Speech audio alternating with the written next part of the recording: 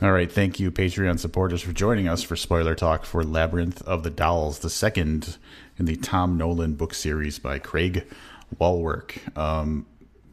Definitely one of those stories where most of the most of the juicy conversation is going to happen here in spoiler talk. Although probably not a ton that needs to be covered this time because it's a pretty short book. It's under 200 pages, but I'm sure there's a few things either we're going to clarify or just maybe say that we liked. So I want to start off with Alex Palmer, who, obviously if you've read Bad People, is the Ragman, right?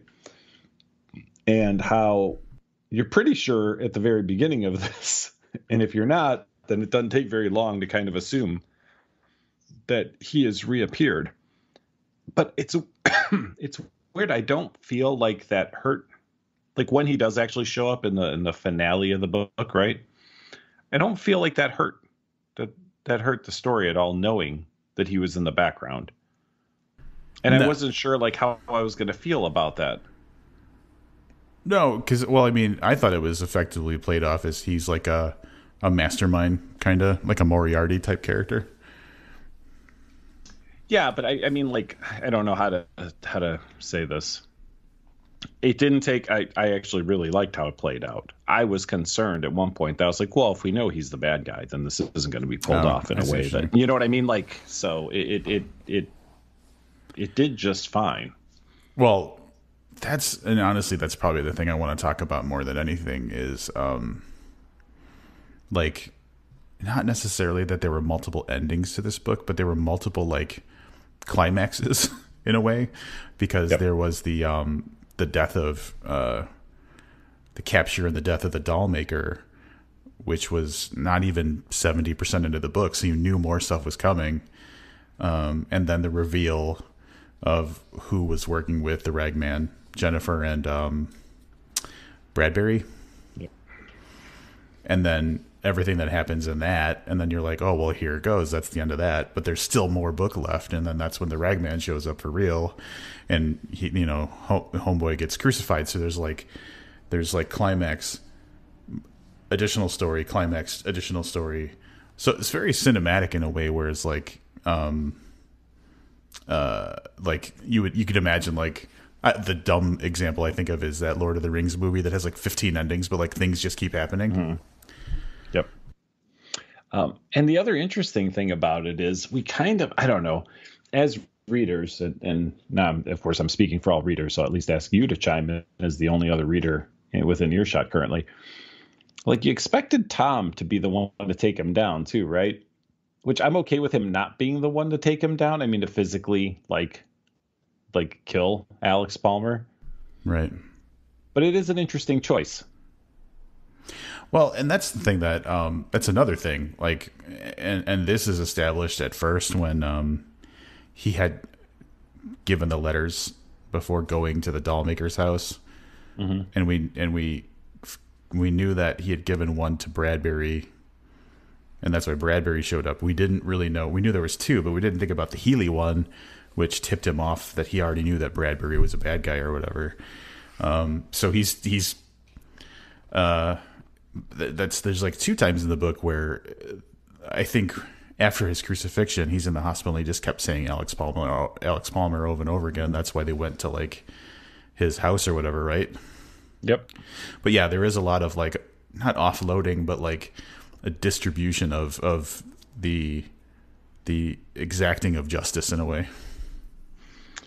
Yeah, and then the illusion at the end that Alex is not the top of the pile. So what I'll say is it'll be interesting if and when a third book comes out, like what kind of work Craig will have to do to keep us guessing. Because we've twice gone with it's your second protagonist is the killer, right? Essentially, right? Or involved in some way. Oh, I see what you're saying, because it's the partner cop kind of thing. Like the cops he was working with were the bad guys. Yeah, I guess. Well, and that's like, that's funny too, because he ends up hooking up with the nurse at the end, and like you'd imagine that his trust issues have to be like so terrible that like the nurse is going to be in his mind the actual Ragman in the third book or whatever. Yeah. Yeah. But I like that. I feel that inadvertently he may have painted himself not into a corner, but into a hard spot to write from. So I'm really, really curious because I think this book was very well done. I mean, I think it all lined up pretty well. So I'm really curious to see how a third book in the Tom Nolan series would play out, because I would assume it would just have to follow whoever the doll maker's boss was. Yeah, that's the thing. Yeah, it was a cleverly plotted mystery, and it had all the different like weird kind of surprises and reveals and stuff like that. But at what point is he just doing the same thing over and over again, or how does he keep it fresh and interesting? One thing I will say that I wasn't super excited about was the multiple personalities on Alex Palmer. Yeah, but I feel like that was introduced in the other book, and I had kind of forgotten about it until it came up in this book. Mm-hmm. Because at one point Alex Palmer actually thought that he was being held prisoner, if I remember correctly from the first book. Like scenes, third person scenes from inside his head. So yeah, I mean, multiple personalities are always a little tough to swallow, I think. Well, so I guess the problem I have with it, and so multiple personalities only ever develop as a defense mechanism against severe trauma. And the way that his multiple personalities are explained is basically like, there was a shitty person in his life that died, and he just basically took over their persona for some reason. It was a weak spot for me. I guess I didn't think about that, but I can see that now. Yeah. Yeah. Well, we won't have to worry about Alex Palmer because he's 6 feet under. So that was no more. There was definitely a part in the book where I was looking too deeply into it, because I'm pretty sure that the prostitute they sent in, wired up, was her last name was Bradbury, and I was like, yep. Wait, is she related to the dead cop somehow, or not the dead cop, but the bad cop? I thought the same thing. Like, there's an awful lot of names out there. Okay, so it wasn't just me. All right, but nope. She's just a random prostitute that they were like pressuring basically to, right? Well, they were leveraging a crime against her. But God damn it, to put her in the room with a fucking serial killer, that sounds like a little bit of some type of abuse of the system.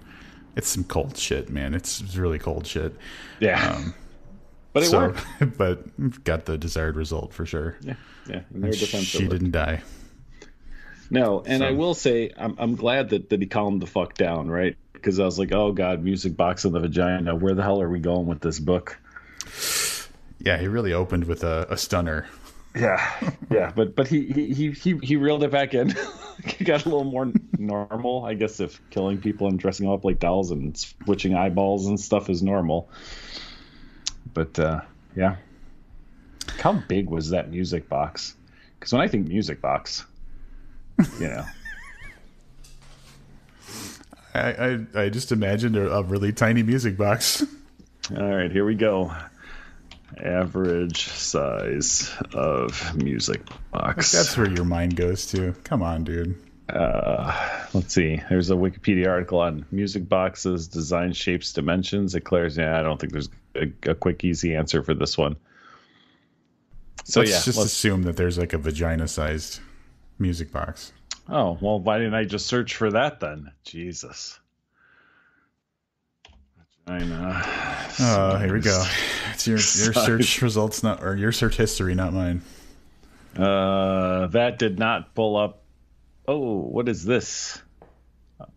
I don't want to click on this. Oh, it's just a photo. Okay. Just a photo. All right. No, it's I'm not even gonna send it to you. Anyway, thanks.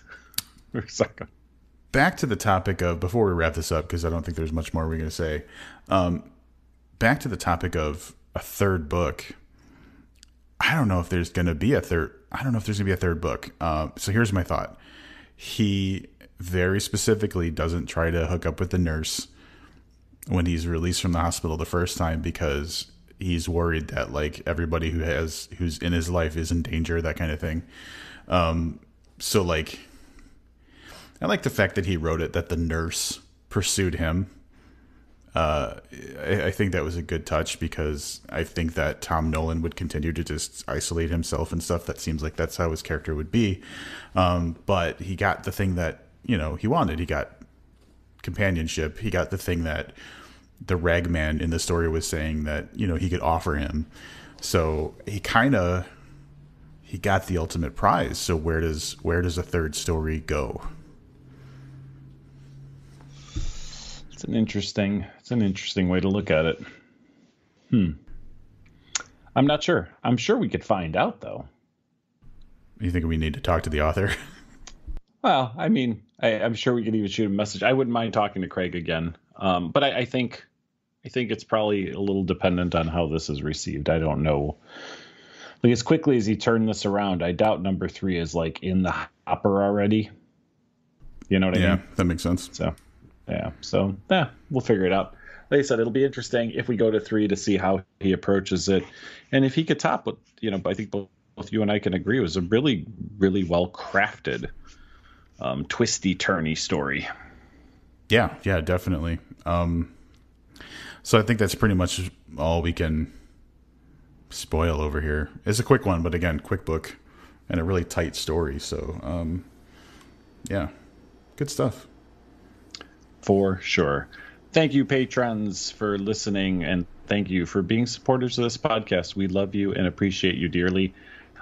Just a feeling based on the content of next week's book, we'll likely be back with spoiler talk for Standalone in just about a week.